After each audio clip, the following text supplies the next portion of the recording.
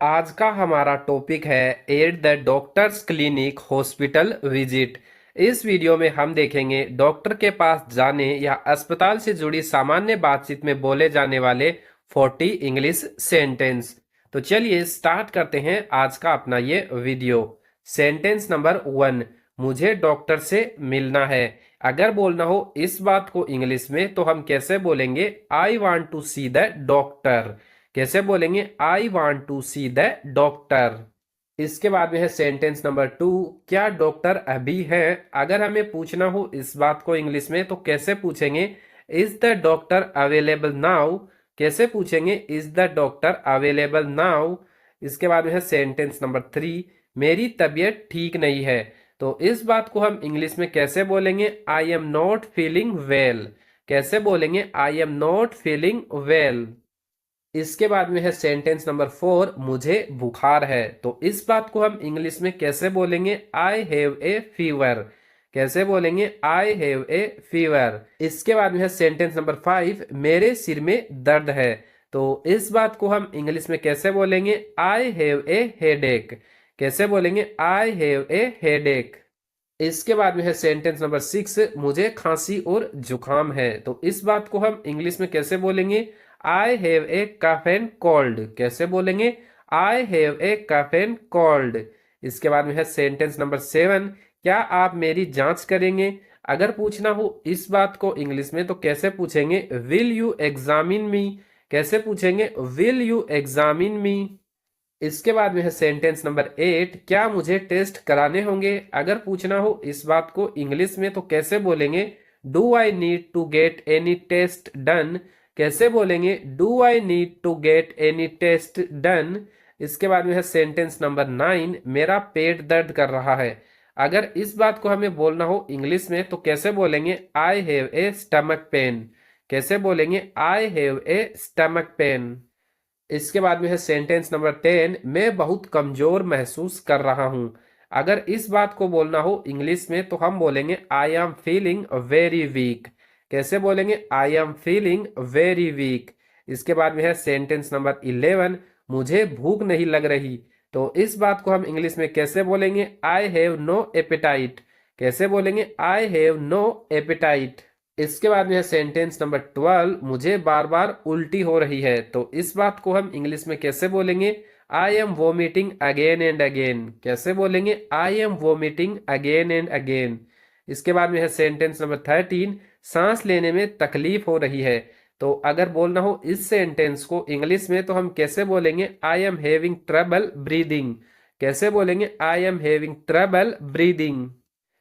इसके बाद में है सेंटेंस नंबर 14, मुझे बहुत थकान लग रही है। तो इस बात को हमें बोलना हो इंग्लिश में तो कैसे बोलेंगे? I feel very tired. कैसे बोलेंगे? I feel very tired. इसके बाद में है सेंटेंस नंबर 15, मेरे शरीर में दर्द हो रहा है। तो इस बात को हम कैसे बोलेंगे? My body is aching. कैसे बोलेंगे? My body is aching. इसके बाद में सेंटेंस नंबर 16, मुझे चक्कर आ रहे हैं। अगर बोलना हो इस बात को इंग्लिश में तो कैसे बोलेंगे? आई एम फीलिंग डिजी। कैसे बोलेंगे? आई एम फीलिंग डिजी। इसके बाद में है सेंटेंस नंबर 17, क्या ये गंभीर है? अगर पूछना हो इस बात को इंग्लिश में तो कैसे पूछेंगे? Is it serious. कैसे पूछेंगे? Is it serious. इसके बाद में है सेंटेंस नंबर 18, मुझे कौन सी दवा लेनी है? तो इस बात को इंग्लिश में कैसे पूछेंगे? What medicine should I take. कैसे पूछेंगे? What medicine should I take. इसके बाद में है सेंटेंस नंबर 19, कितने दिन की दवा लेनी होगी? तो इस बात को हम इंग्लिश में कैसे बोलेंगे? For how many days do I need to take this medicine. कैसे बोलेंगे इंग्लिश में? For how many days do I need to take this medicine. इसके बाद में है सेंटेंस नंबर 20, मुझे कोई साइड इफेक्ट तो नहीं होगा। अगर पूछना हो इस बात को इंग्लिश में तो कैसे पूछेंगे? Will there be any side effects. कैसे बोलेंगे? Will there be any side effects.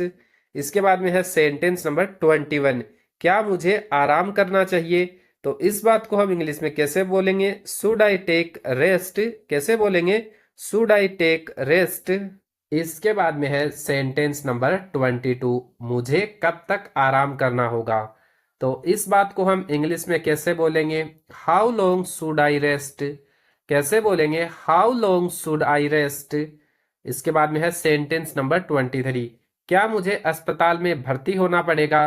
अगर हमें पूछना हो इस बात को इंग्लिश में तो कैसे पूछेंगे, do I need to get admitted to the hospital. कैसे बोलेंगे, do I need to get admitted to the hospital.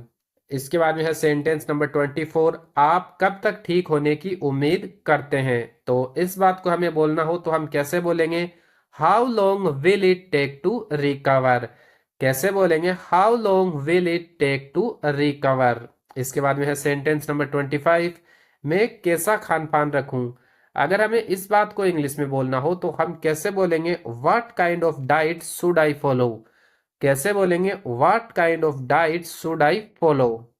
इसके बाद में है सेंटेंस नंबर 26, क्या मैं दवाई के साथ कुछ खा सकता हूं। इस सेंटेंस को हम इंग्लिश में कैसे बोलेंगे, can I eat something with this medicine. कैसे बोलेंगे, can I eat something with this medicine. इसके बाद में है सेंटेंस नंबर 27, ये इंजेक्शन क्यों लगाना है। अगर हमें पूछना हो इस बात को इंग्लिश में तो कैसे पूछेंगे, why do I need this injection.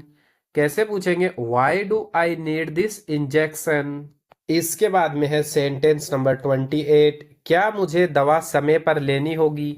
अगर हमें बोलना हो इस बात को इंग्लिश में तो कैसे बोलेंगे, should I take the medicine on time. कैसे बोलेंगे, should I take the medicine on time. इसके बाद में है सेंटेंस नंबर 29, क्या ये वायरल है या बैक्टीरियल। अगर पूछना हो इस बात को इंग्लिश में तो हम कैसे पूछेंगे, इज इट वायरल और बैक्टीरियल। कैसे पूछेंगे, इज इट वायरल और बैक्टीरियल।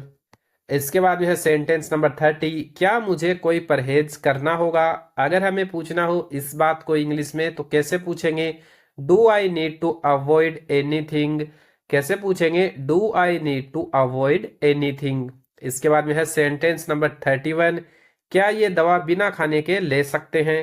तो इस सेंटेंस को हम इंग्लिश में कैसे बोलेंगे, can this medicine be taken without food. कैसे बोलेंगे, can this medicine be taken without food. इसके बाद में है सेंटेंस नंबर 32, मुझे किस स्पेशलिस्ट को दिखाना चाहिए। तो इस बात को हम इंग्लिश में कैसे बोलेंगे, विच स्पेशलिस्ट शुड आई कंसल्ट। कैसे बोलेंगे, विच स्पेशलिस्ट शुड आई कंसल्ट। इसके बाद में है सेंटेंस नंबर 33, डॉक्टर ने मुझे खून की जांच लिखी है। तो अगर बोलना हो इस सेंटेंस को इंग्लिश में तो कैसे बोलेंगे, the doctor has prescribe a blood test. कैसे बोलेंगे, the doctor has prescribe a blood test. इसके बाद में है सेंटेंस नंबर 34, रिपोर्ट कब तक आएगी। तो इस बात को हम इंग्लिश में कैसे पूछेंगे, when will the report be ready. कैसे पूछेंगे, when will the report be ready. इसके बाद में है सेंटेंस नंबर 35, मुझे दूसरी राय चाहिए। अगर इस बात को इंग्लिश में बोलना हो तो हम कैसे बोलेंगे, I need a second opinion. कैसे बोलेंगे, I need a second opinion.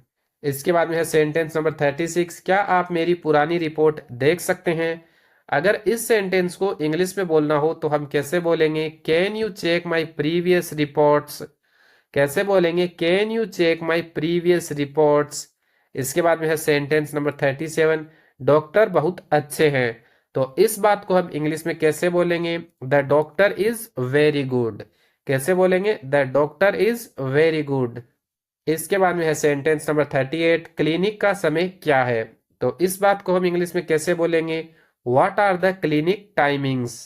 कैसे बोलेंगे, what are the clinic timings. इसके बाद में है सेंटेंस नंबर 39, मुझे फॉलो अप के लिए कब आना चाहिए।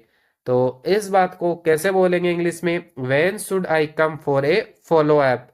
कैसे बोलेंगे, when should I come for a follow up. Follow up का मतलब होता है कि आगे की कार्रवाई के लिए कब आना चाहिए। इसके बाद में है सेंटेंस नंबर 40, धन्यवाद डॉक्टर, आप बहुत अच्छे हैं। तो इस बात को हम इंग्लिश में कैसे बोलेंगे, thank you doctor, you are very kind. कैसे बोलेंगे, thank you doctor, you are very kind. तो आज के वीडियो में हम यही सेंटेंस पढ़ेंगे। अगर आपको वीडियो अच्छा लगा है तो वीडियो को लाइक करें। अगर और इस टाइप के वीडियो देखना चाहते हैं तो चैनल को सब्सक्राइब जरूर करें।